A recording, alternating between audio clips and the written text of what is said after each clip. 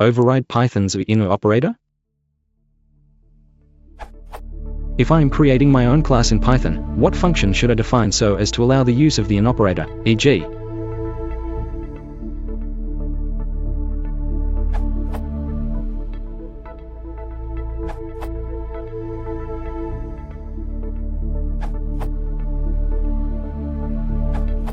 A more complete answer is here you would get true when asking if 54 was in M.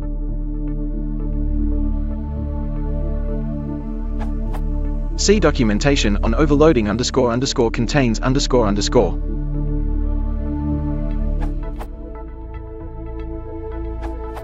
Another way of having desired logic is to implement __ iter __. If you don't overload __ contains __ Python would use __ iter if it's overloaded to check whether or not your data structure contains specified value.